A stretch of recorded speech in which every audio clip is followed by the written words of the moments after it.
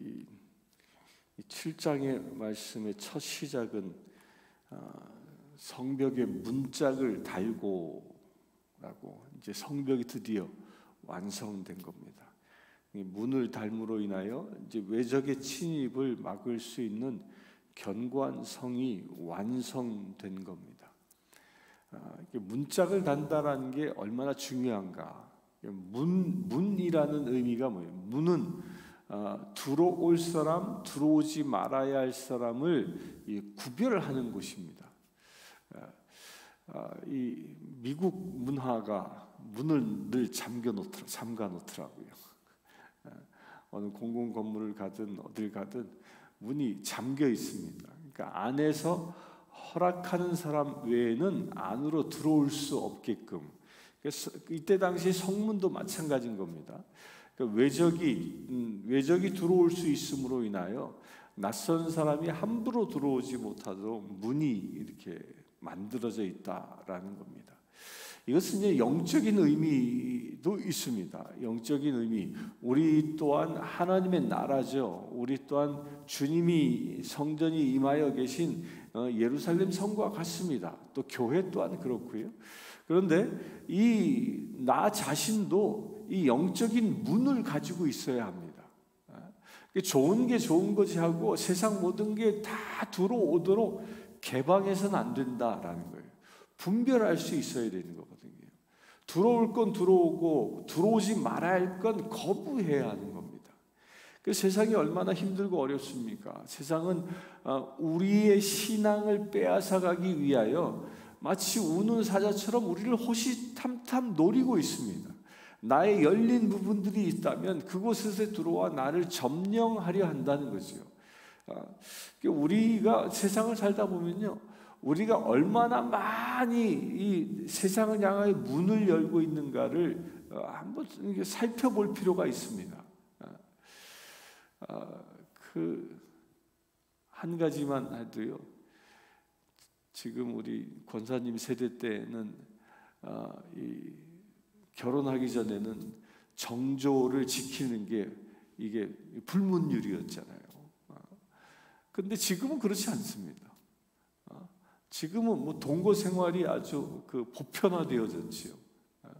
뭐 정조에 대하여는 얘기하면 아주 고리타분한 이야기가 된다 말이에요. 그렇지 않아요? 그걸 어느 순간 우리 그리스도인들도 그걸 다 받아들여 버렸습니다. 별 문제 삼지 않습니다. 이런 것들이 문이 열려 있는 겁니다. 어느 순간에 문이 열려 있어서 우리 안에 세상 문화들이 그대로 들어와서 자리 잡기 시작한 겁니다. 그러니까 자리 잡고 시작하다 보니까 어느 순간 우리가 거기에 익숙해져 있어요. 그것에 대하여 따로 얘기하지 않는다라는 겁니다. 뭐 그 외에도 많습니다. 우리가 살아가면서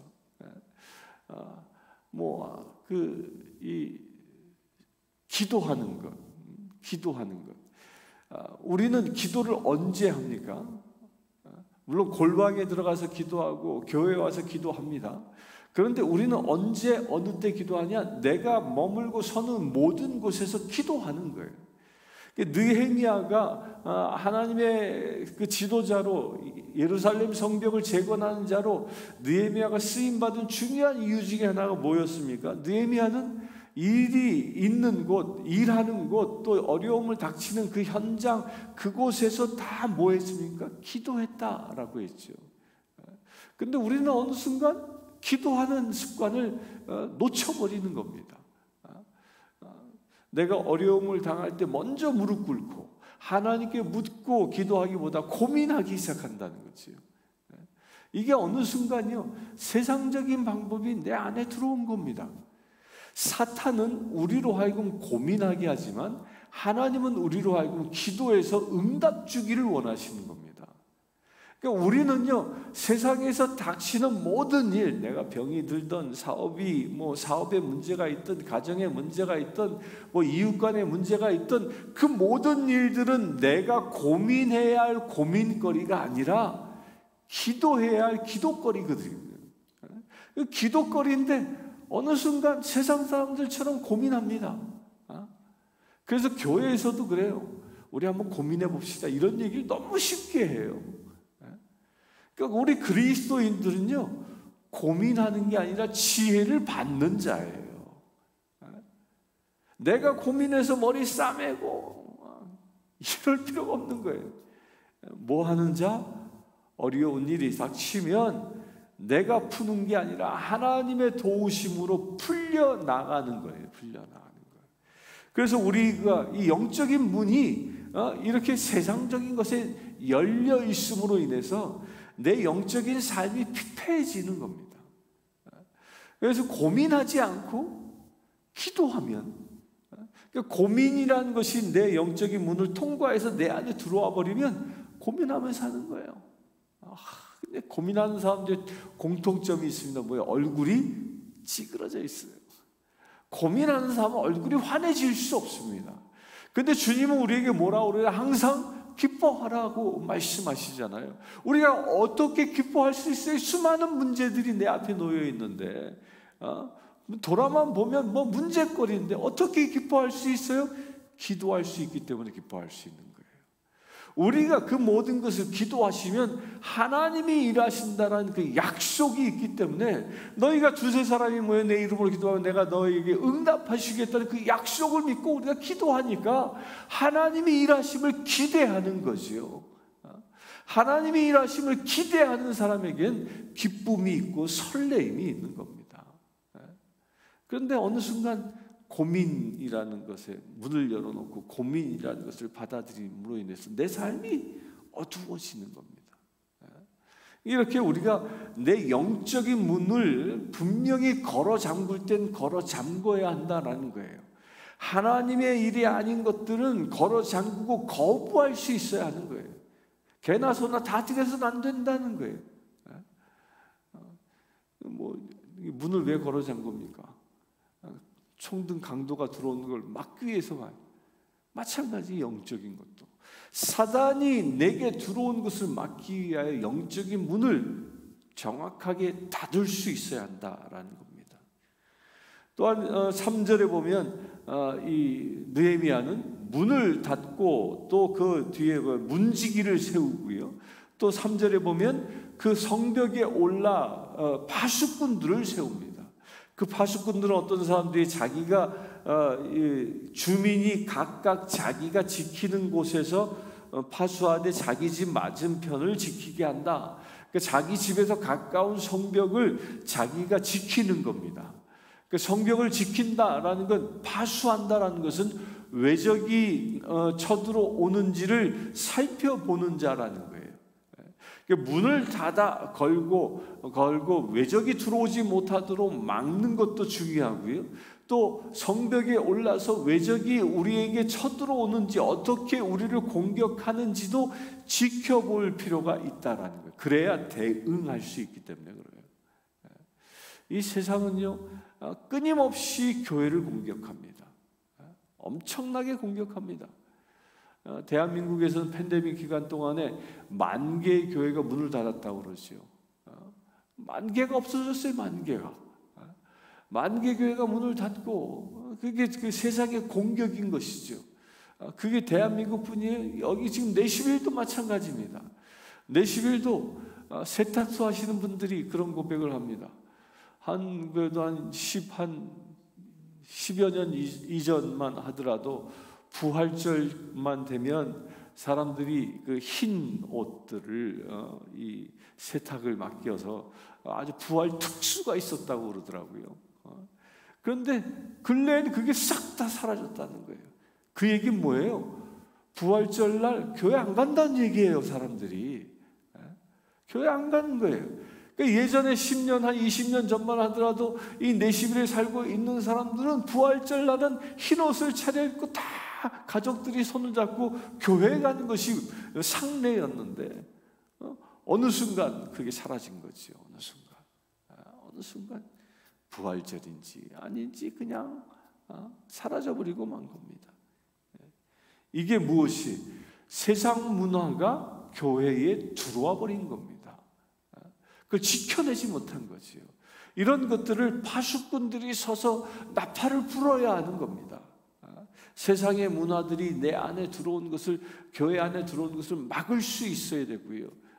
또 나도 마찬가지입니다. 세상을 지켜봐야 합니다.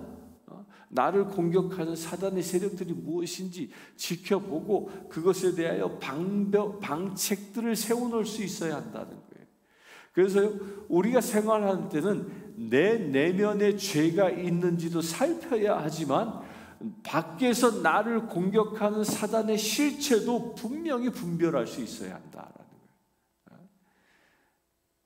거예요. 사람들을 우리가 만날 때도요, 물론 모든 사람들이 구원받아야 할 상대예요. 대상자들입니다. 그런데 우리가 조심해야 할 사람도 있습니다. 사단의 사람이 된 사람들, 사단의 사람이 된 사람들, 그 대표적인 사람들이 이단에 속한 사람들이에요. 그러니까 이단에 속한 사람들의 공통점이요, 이단에서 벗어나지 않는다라는 거예요. 한번 이단에 빠져버리면 이단에서 벗어나오지 않아요. 올바른 교회로 잘 오지 않습니다. 아주 희귀합니다. 이상구 박사가 그 안식일교회에서 선언하고, 안식일교회는 구원론이 잘못됐습니다. 따라서 나는 이제 안식일교회를 떠나겠습니다 선언하고 일반 교회로 옮겨왔잖아요. 그 아주 특별한 케이스예요. 우리 주변에서 보더라도요, 안식일교 다니는 사람이 바른 교회로 돌아오는 경우 쉽지 않습니다. 특별한 경우가 그렇습니다. 그러니까 그런 사람들, 이게 사단에 의하여 완전히 이단의 영에 의해 붙잡힌 사람들, 이런 사람들과는요, 영적인 교분을 나눠서는 안 됩니다. 지킬 수 있어야 하는 거예요. 그 외에도 많죠. 이단뿐이겠습니까? 세상 이 문물들이 있잖아요. 문물들. 우리를 영적으로 가장 쉽게 파고 들어오는 게 뭐냐면요, 음악이에요. 음악은 다 잘 듣잖아요. 우리 한국 사람들 이게 뽕짝 좋아하잖아요. 연세가 드신 분들 뽕짝 좋아하잖아요. 뭐 뽕짝 부르면 어때? 그게 뭐 틀린가? 근데 잘 보세요. 뽕짝에서 쓰고 있는 가사 내용들이 다 뭔가? 그 다 뭐예요? 남녀간의 사랑 얘기예요. 남녀간의 사랑 얘기. 하나님과의, 우리 사람과의 사랑 이야기가 아니에요. 그 사랑 얘기는요, 철저히 아가페의 사랑이 아니라 에로스의 사랑이에요. 그 에로스적인 사랑을 그리워하고 에로스적인 사랑에 목말라하고 그런 내용이에요. 실현당한 그 아픔들, 그다음 뭐예요? 에로스잖아요. 에로스. 사랑을 고백하고, 다 남녀간의 사랑을 고백하는 게 다 뭐예요? 에로스적인 사랑이에요. 그러니까 그런 음악을 계속 들으면 내가 어떻게 돼? 에로스적인 사람으로 바뀌어버리는 거예요. 육적인 욕망에 사로잡힌 자로. 괜히 그런 음악 듣고 옛날 첫사랑 생각이 나고 있고 말이야. 이렇게 되어지는 거예요. 그러나 하나님의 음악을 듣게 되면, 하나님을 찬양하고 하나님의 이 찬송을 늘 듣게 되면요, 내 안에 무엇이 넘쳐나게 돼요? 아가페가 가득해지는 거예요. 그래서 이런 것들도 분별해야 한다는 거예요. 내가 무엇을 들어야 하는지, 어떤 것에서는 귀를 막아야 하는지, 이런 것들도 분별할 수 있어야 한다. 무엇으로? 파수꾼처럼 세상을 살펴보면서. 이 보는 것도 마찬가지죠. 요즘은 이 유튜브로 사람들이 다 유튜브에 빠져 있어요. 유튜브에 그냥 시간만 있으면 그냥 이거 놓지 않고 유튜브 쳐다보고 있단 말이에요. 근데 뭘 보냐에 따라서요, 그 사람의 영이 결정되는 겁니다. 유튜브를 통하여 하나님의 말씀을 보고 하나님의 이 찬양을 듣고 이런 게 얼마나 많아요. 그런데 그런 거 듣지 않고요, 이상한 거 자꾸 봐요. 그냥 이 정치에 관심 있어 맨날 그것만 쳐다보고 있고 말이에요. 그러면 또 이 알고리즘이라는 것이 내가 보는 것만 계속 이어서 이렇게 유튜브에 띄워주거든요. 거기에 빠져버리는 거예요. 그냥. 이런 것을 경계할 수 있는 눈이 있어야 한다라는 겁니다. 분별해야 한다. 그래서 5장부터는 이제 이 예루살렘에서 살아갈 사람들의 인구를 조사합니다. 그러니까 인구를 조사한 성을 완성했는데 이제 그 성에서 사람들이 살 수 있도록 사람들이 들어와야 될 거 아니에요. 그래서 사람들의 인구를 조사하는데 그 계보가 쭉 이 어디까지 돼 있어요?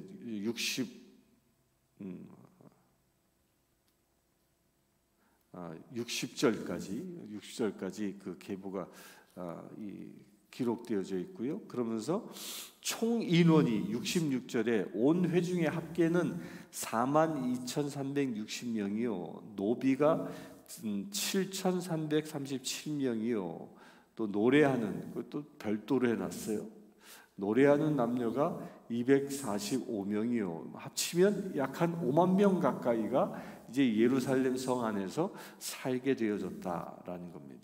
또 재미있는 건요, 사람의 수를 세워놓고 38절과 39절에 보면 짐승의 수도 세워놨습니다. 그런데 여기서 짐승의 공통점이 있습니다. 말과 노새와 낙타와 나귀라고 되어져 있어요. 여기서 양이나 염소는 여기에 들어오지 않았습니다. 소도 들어오지 않았습니다. 말, 노새, 낙타, 나귀 이건 다 어디에 쓰이는 거예요? 운송수단에 쓰여지는 겁니다. 전쟁에서 쓰여지기도 하고 운송에 쓰여지기도 하고. 이 얘기는 뭐냐면 이만큼 이제 그 예루살렘 성이 이 산업에 기초를 갖추었다라는 겁니다. 물동량들을 책임질 수 있는 운송 수단들이 이 정도 갖춰졌다라는 거예요. 지금 현대 이 도시도 마찬가지죠.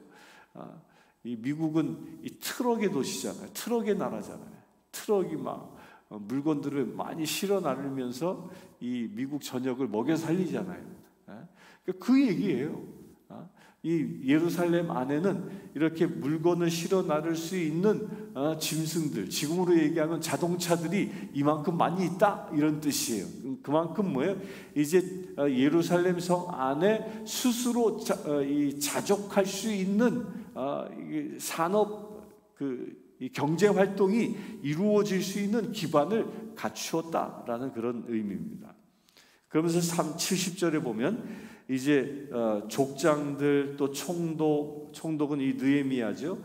그들이 이 예루살렘 성의 이 살림을 위하여 이제 봉헌하는 이야기가 나옵니다.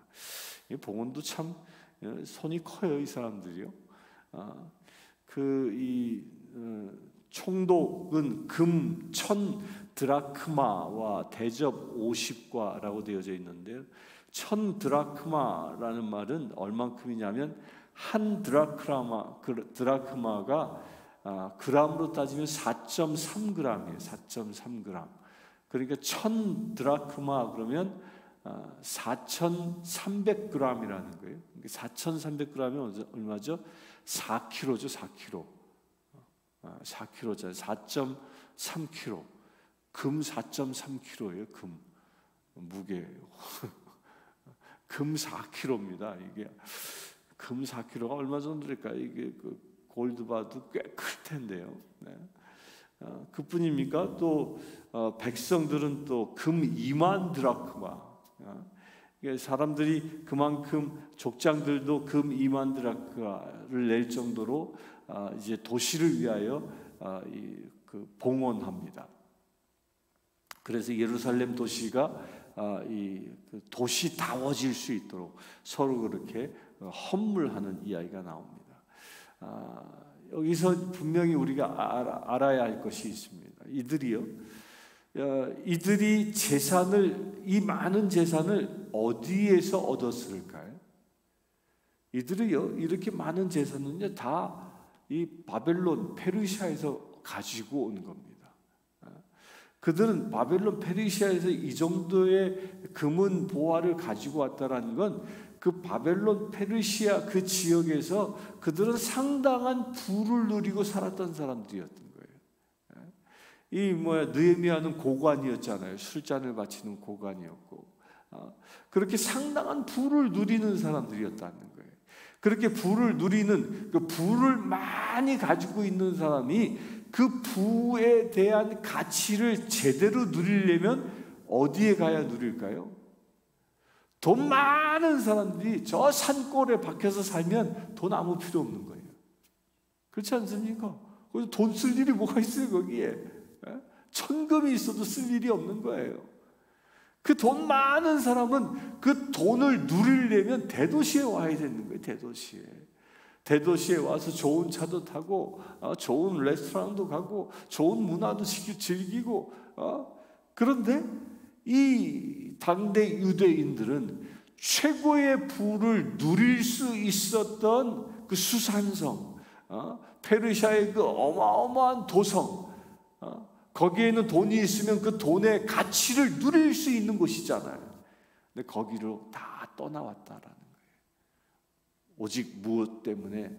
하나님의 나라, 하나님이 약속하신 땅, 그 이스라엘의 회복을 위하여 그 모든 부귀 영화를 누릴 수 있는 것을 포기하고 그들이 여기에 왔다라는 한 증거입니다. 그리고 그 재물을 어떻게 사용해요? 나의 부귀 영화를 위해 사용하지 아니하고 이스라엘의 재건을 위하여 이들은 헌금했다라는 겁니다. 이게 돈을 제대로 쓰는 자입니다. 여기서 우리가 볼 수 있는 게 있죠. 하나님이 우리에게 주시는 재물은요, 나를 위하여 주시는 것이 아니라는 거예요. 나는 그저 먹고 입을 수 있으면, 쉴 수 있는 공간이 있으면 족한 거예요. 예수님은 머리 둘 곳도 없었습니다. 그는 옷은 그냥 단지 겉옷 하나에 속옷 한 벌밖에 없었습니다. 그것을 위하여 살지 않았습니다. 그러나 모든 인생을 다 주님의 일을 위하여 당신의 인생을 드린 것이죠. 유대인도 똑같은 거예요. 그들이 가지고 있는 금보화들은 어찌 보면 거기서 또다시 부를 누릴 수 있겠지요. 그러나 자기의 부귀 영화를 위하여 재물을 사용하는 게 아니라 나라의 건설을 위하여 재물을 드린다라는 거예요. 곧 내게 주어진 이 재물은요, 나 개인을 위한 것이 아니라 우리의 공동의 이익을 위하여 사용하라고 주시는 것이라는 거예요. 우리 그런 자세로 살아갈 수 있게 되길 바랍니다. 이 돈이라는 건 저는 그런 생각합니다. 돈은 내가 먹고 쓰는, 내가 먹고 입는 것 외에는요, 내 돈 아닙니다. 그렇잖아요. 통장에 아무리 숫자가 많이 적혀 있다 해도 그게 내 돈입니까? 그냥 숫자일 뿐이에요. 통장에 그냥 있으면. 그러나 그것이 어딘가에 흘러가면 생명을 살리고, 어딘가에 흘러가면 기쁨을 주고, 그런 거죠. 거기에 통장에 쌓여있는 숫자가 나를 위해서 다 쓰여지는 게 아니잖아요. 이스라엘 백성, 유대인들은 이런 전통을 가지고 있는 겁니다. 지금도 이스라엘이 온 세계의 경제를 휘어잡고 있고 그 경제를 그 뒤흔드는 주도권을 가지고 있는 이유가 어디에 있냐? 이런 정신에 있는 겁니다. 그러니까 이스라엘 사람들은 철저히 자기들의 나라와 민족을 위하여 자기 재물을 내놓습니다. 아주 기쁘게 내놓죠. 지금 이스라엘이 전쟁하고 있지만요, 기쁘게 내놓는 겁니다. 그들은 내가 받은 재물, 나를 위하여 쓰고자 하는 것이 아니라 하나님의 나라를 위하여 쓸 수 있게 되길 바랍니다. 이것이 무엇입니까? 우리가 재물을 천국에 쌓는 겁니다. 하나님께서 나에게 재물을 주신 이유는 천국의 재물을 쌓으라고 주시는 것이죠. 유대인들이 예루살렘 성을 위하여 자기의 재물을 헌물한 것처럼 여러분들도 하나님의 나라를 위하여 여러분들의 재물이 사용되어질 수 있게 되길 축원합니다. 함께 기도하겠습니다.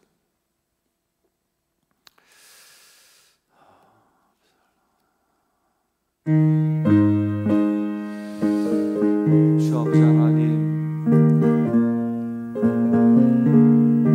주님께서는 느헤미야를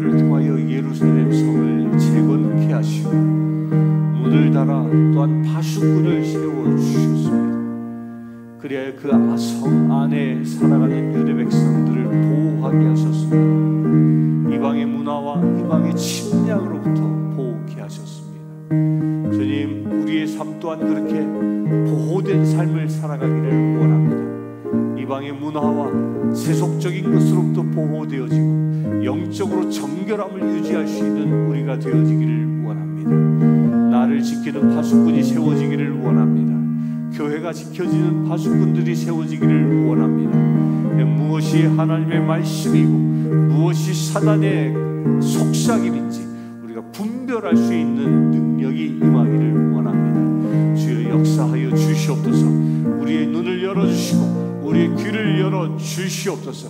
그래 온전히 하나님의 것만 취하며 나아갈 수 있는 거룩한 믿음의 죄를 내어줄 수 있도록 아버지 축복하여 주시옵소서. 오늘 하루를 살아가며 오직 주님의 것만 취하며 나아가는 거룩한 믿음의 죄를 되어지기를 원합니다. 사단 마귀의 모든 것들을 예수 이름으로 거절하게 하시고 주님의 자녀답게 세상을 밝히는 빛된 자녀답게 살아갈 수 있도록 아버지 축복하여 주시옵소서. 그래 어둠의 권세를 예수 이름으로 물리치는 거룩한 삶이 오늘 또한 이루어지게 하여 주시옵소서. 또한 주님, 유대 백성들이 예루살렘 성을 위하여 자신들의 금은 보화를 내놓은 것처럼 우리네가 가진 재물을 통하여 오늘 또한 주님의 나라를 위하여 쓰임받기를 원합니다. 주여 사용하여 주시옵소서. 우리가 가진 금은 보화가 온전히 하나님의 나라를 위하여 쓰임받을 수 있도록 은혜의 길을 열어주시길 원합니다. 나의 손을 열게 하여 주시고 온전히 나의 섬김을 통하여 주님께 기쁨을 드릴 수 있는 은혜의 지체들 되어질 수 있도록 아버지 역사하여 주시옵소서. 주님, 우리가 돈을 위하여 살아가는 자가 아니라 주님의 나라를 위하여 살아갈 수 있는 거룩한 믿음의 신을 되어질 수 있도록 은혜 더하여 주시옵소서. 그래 아버지 하나님, 오늘 하루의 삶을 통해서 하나님의 나라를 일구어가는 주님의 새 예루살렘이 내 안에 수축되어지는 놀라운 역사가 일어날 수 있도록 축복하여 주시옵소서. 우리 주 예수 그리스도의 이름으로 기도하옵나이다. 아멘.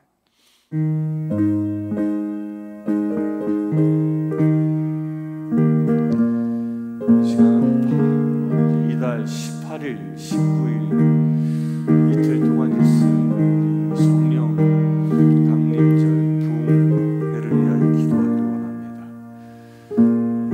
강사로 오실 도지카 목사님, 교고 사모님 이들에게 영적인 기름 부으심이 넘쳐날 수 있도록, 그래서 저들이 말씀을 전하고 또한 손을 얹어 기도할 때, 안수할 때 성령의 기름 부으심이 저들에 대해서 생수가 터져나오고 흘러넘칠 수 있도록 이 시간 기도하기를 원합니다.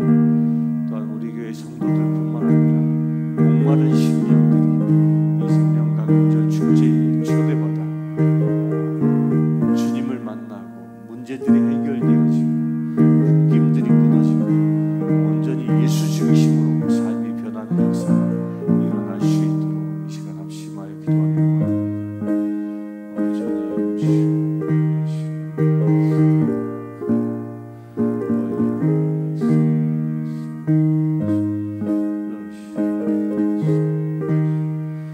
아버지 하나님, 아버지 하나님, 아버지 하나님, 주님께서 이번 성령 강림절을 기념하여 우리 교회에 귀한 성회를 허락하여 주시네 감사합니다.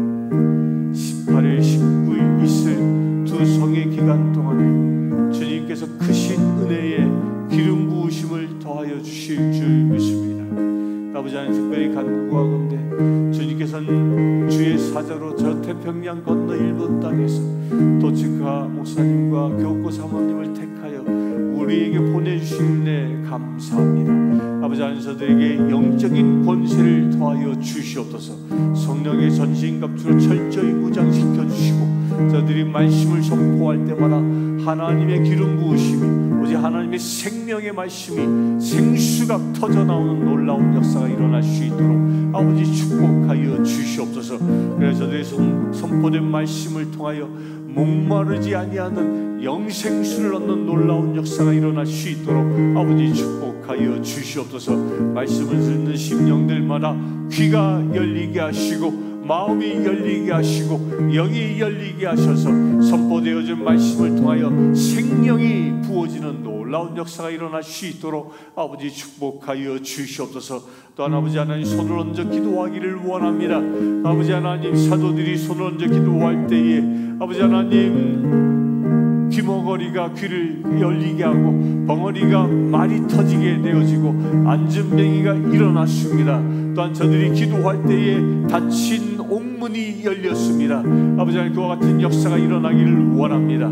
아버지 하나님 이번 성령 강림절날 우리가 서로를 위하여 안수할 때 성령의 기름 부으심이 넘쳐나게 하여 주시옵소서. 병든 자가 있습니까? 병마가 떠나가게 하여 주시옵소서. 귀신 들린 자가 있습니까? 귀신이 떠나가게 하여 주시옵소서. 악한 마귀의 결박이 있습니까? 그 모든 결박이 끊어지게 하여 주시옵소서. 온전히 자유함을 얻을 수 있는 놀라운 역사가 일어날 수 있도록 아버지 축복하여 주시옵소서. 그래 아버지 하나님 우리가 안수함으로 기름 부으심이 넘쳐나게 하시고 우리가 안수함으로 인하여 성령의 역사가 나타나는 놀라운 은혜가 일어나게 하여 주시옵소서. 그래 아버지 하나님 우리가 안수함으로 인하여 성령의 기름 부으심이 흘러넘치게 하셔서 성령의 은사들이 나타나는 놀라운 역사가 일어나게 하여 주시옵소서. 온전히 하나님을 만나는 귀한 역사가 일어나게 하여 주시옵소서. 그래 아버지 하나님 내가 죽고 그리스도가 내 안에 사는 역사가 일어나게 하여 주시옵소서. 그래 기도하는 자나 기도받는 자나 온전히 하나님의 놀라운 은혜를 경험할 수 있는 거룩한 성이 되어질 수 있도록 아버지 축복하여 주시옵소서. 성령의 불로 임하여 주시길 원합니다. 성령의 불로 임하셔서 참으로 이 집회 장소가 온전히 성령의 불도관이 되어지는 그래 초대교회 망하의 다락방의 역사가 일어나는 놀라운 은혜의 자리 되어질 수 있도록 아버지 축복하여 주시옵소서. 우리 주 예수 그리스도의 이름으로 기도하옵나이다. 각자에게 주신 기도 제목 축도 후에 개인적으로 기도드리기를 바랍니다. 지금 우리 주 예수 그리스도의 은혜와 하나님의 크신 사랑과 성령 충만함 늘 하나님만 바라보며 주님의 말씀에